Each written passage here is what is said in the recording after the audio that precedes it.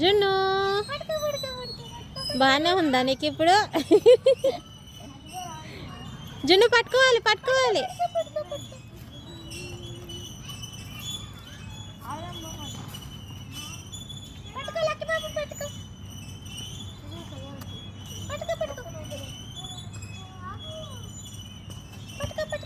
జున్ను